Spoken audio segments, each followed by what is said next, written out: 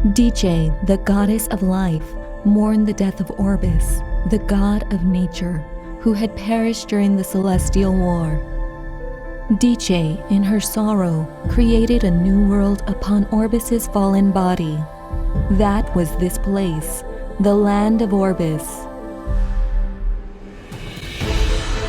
The primordial god Nihilum attempted to destroy Orbis, but Dice and the other gods refused to move.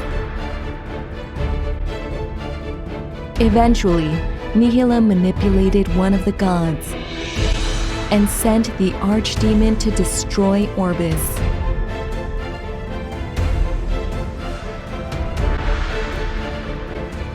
Dice created a being to defend the world from the archdemon. The people named him the goddess's heir of the covenant. Along with the guardians and the other heirs, the heir of the covenant defeated the archdemon and restored peace to the world. But Helios sent a new archdemon, and thus the cycle began. The heir of the covenant and the archdemon fighting without end. The world suffered under repeated attacks until eventually it fell to the archdemon.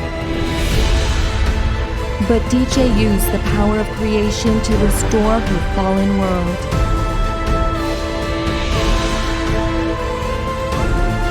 This cycle produced numerous victories and defeats over the course of its long history. But now, this war has reached its final battle.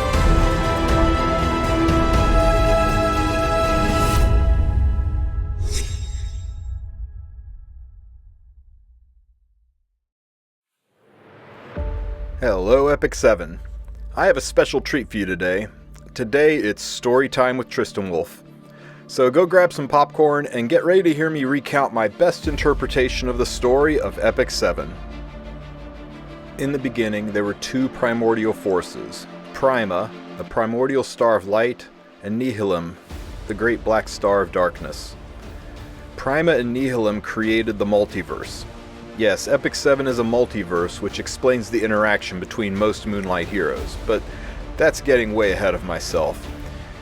So you see, where there exists two, there exists conflict. And for whatever reason, the primordial forces Prima and Nihilum found themselves at war with each other for control over the multiverse. This is referred to as the Celestial War. Now, in order to gain advantage in the Celestial War, Nihilum forms a great council of gods called the Dark Nebula. Included in this Dark Nebula are the gods Nox, Varus, and Fastus.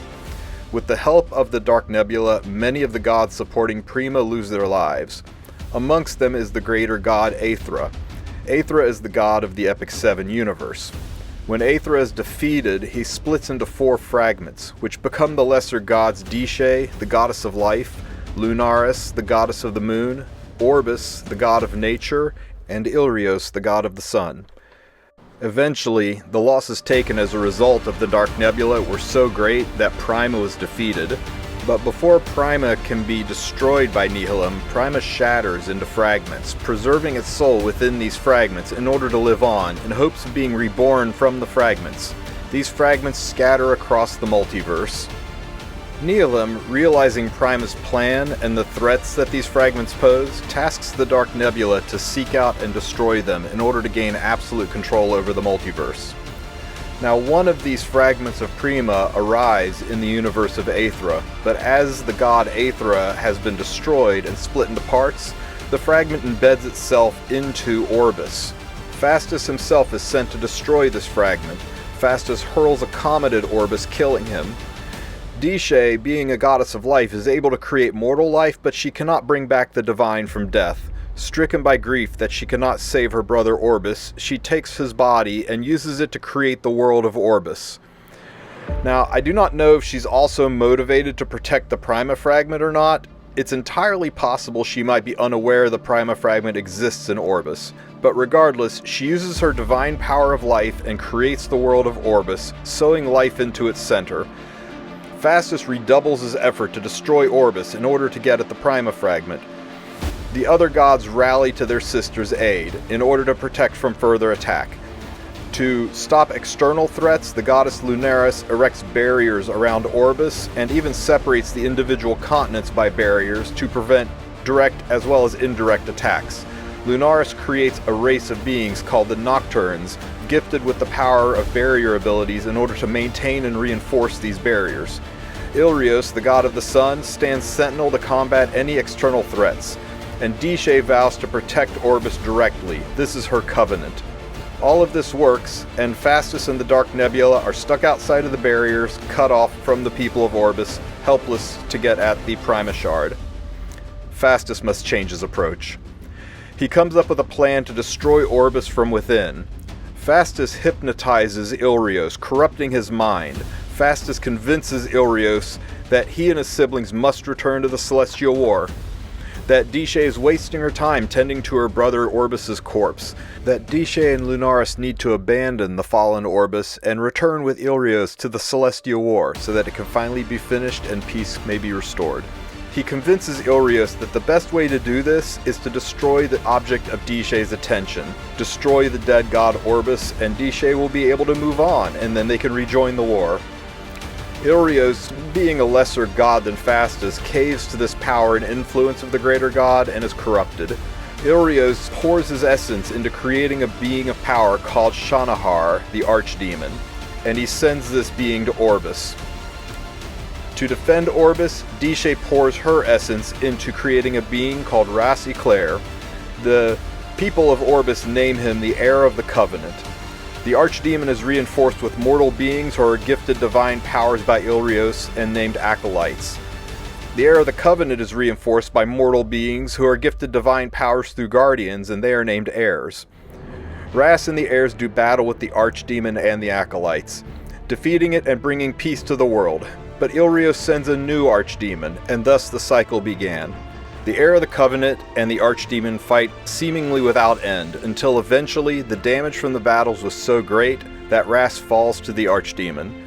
But before Ras could die, Dishe uses her power of creation to restore the world to a time before the archdemon's destruction.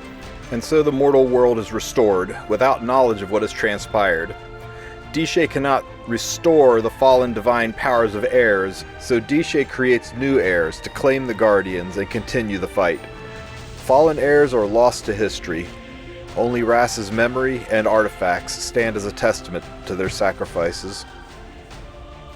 This cycle produced many victories across its long history, but also defeats. With each defeat, Dishe used her power to restore the world and create new heirs. This cycle of creation and destruction has repeated 6 times, and we are now on the 7th world, an epic 7th world. However, there's a problem. Repeatedly using the power of creation to restore the world and make new heirs has weakened the goddess. Her power is shattered and fading, and her world of Orbis is showing the scars. Chaos gates have opened, allowing people and creatures from other universes within the multiverse to slip into Orbis. This is how many people have met their Moonlight alternative versions from another universe. This is how Paladin came to Orbis, along with escaping the destruction that followed the death of the god of technology Paradia at the hands of the Dark Nebula. This is also how we meet Rowana and Lulica, and learn how Fastus killed their god, Rekos, the god of spirits. We even see alternate versions of our own universe. Through the cracks in the world, we see cities of an alternate Earth aflame. We also meet people from Earth, Yuna and Tamarin, who become permanent citizens of Orbis. This may seem great as it lets us meet gears and slimes and alchemists, but it also gives an additional access point for Nihilum to attack the Prima Fragment in Orbis. Further evidence of the goddess's diminishing power is her strongest physical embodiment in the world, Ras Eclair, who is always awakened to fight when there was need, has remained dormant. The archdemon ravages the world, and Ras Eclair sleeps. This has caused a massive theological issue on Orbis. The covenant was that when the archdemon attacks, the goddess would send Ras to save the world.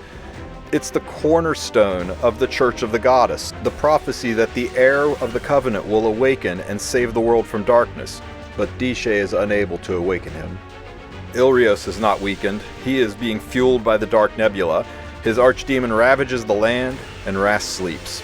This leaves the humans of the world to do the best they can to deal with the archdemon without the assistance of the heir of the covenant. I won't go into how the humans deal with it because it's covered in an incredible side story called A Eulogy for a Saint. If you haven't read this story, it's worth your time. After reading it, it will be more clear what horrors the humans had to contend with while Ras slept, how it shook their faith, and why most everyone is hella pissed at Ras when he finally wakes up 20 years after the fact. This is where you start, meeting Arky, who is likewise annoyed and catty with Ras as he has waited for 20 years, surviving only on snacks, and watching the archdemon wreak havoc, helpless to do anything about it while his heir slept. I'm sure Arky took some heat from pretty much everybody asking what's up with Ras. So when Arky takes insulting stabs at Ras in the story, now you know why.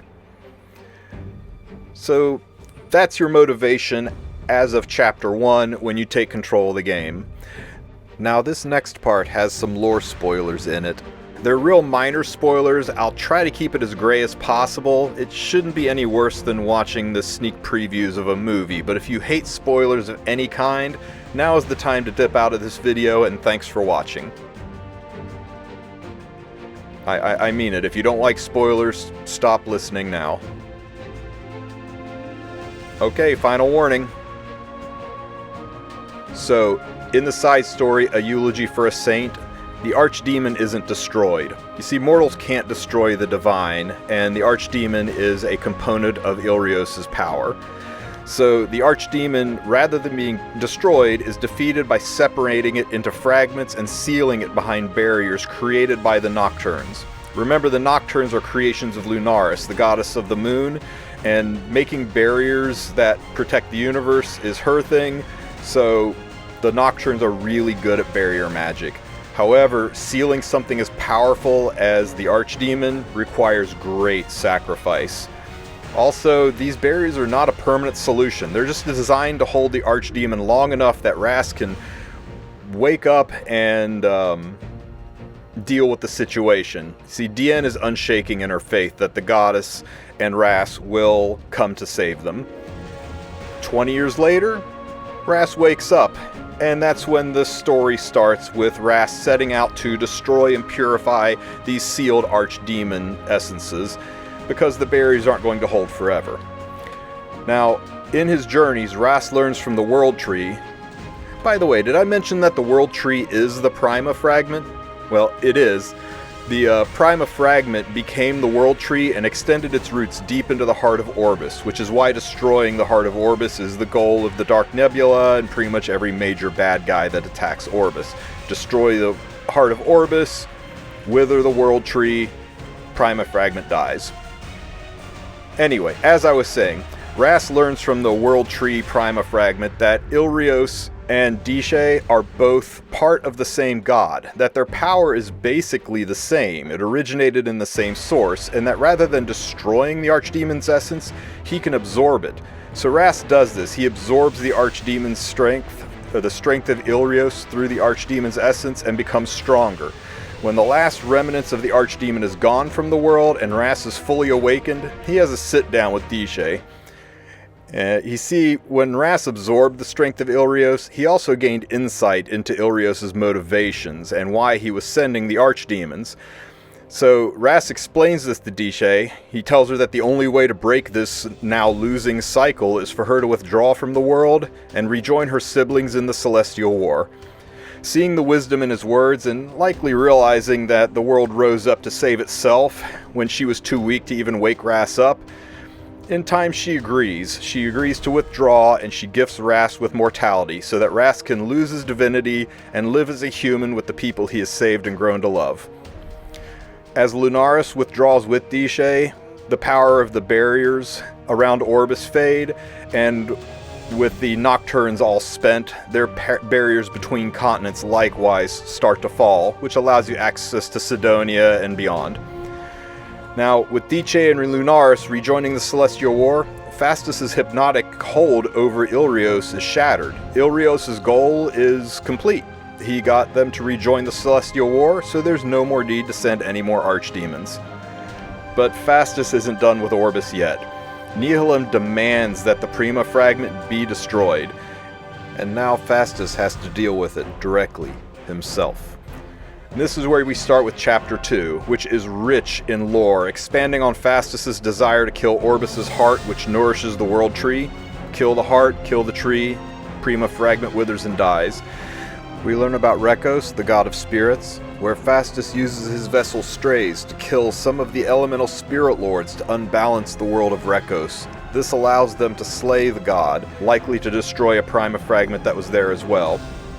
When you get to the part about the Chandra ruins, pay close attention to the Chandra prophecies. They discuss the Dark Star, who is Phastus, and also the Great Black Star, who I believe is Nihilum, and it prophesizes their coming to the world of Orbis.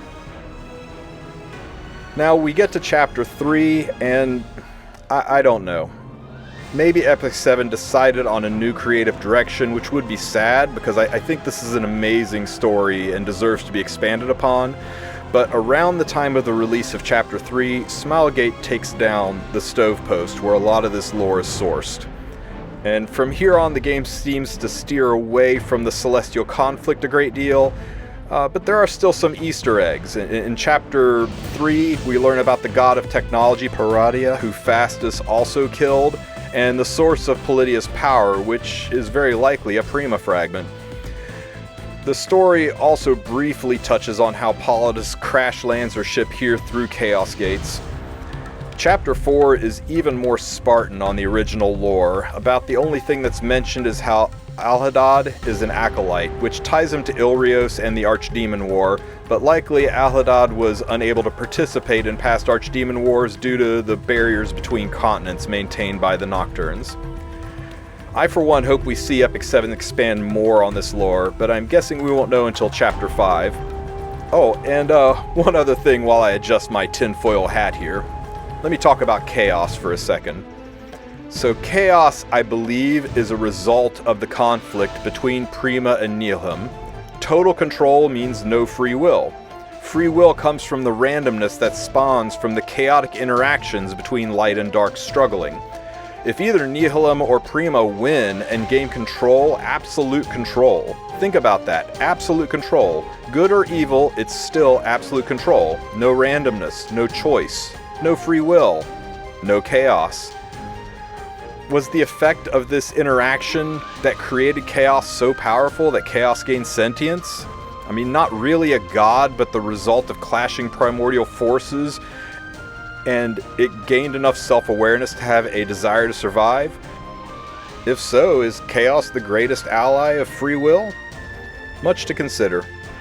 Anyway, I hope you enjoyed this lore dump. I want to specify that I am not an Epic 7 writer. These are just my musings and understandings of the lore gathered from bits and pieces across the internet, missing lore posts, long forgotten stove posts, and other videos. If you have comments, additions, or corrections, let me know about them in the comments section. Anyway, now you know your motivation. It's a far bigger world than I ever realized. Best of luck exploring it, heirs.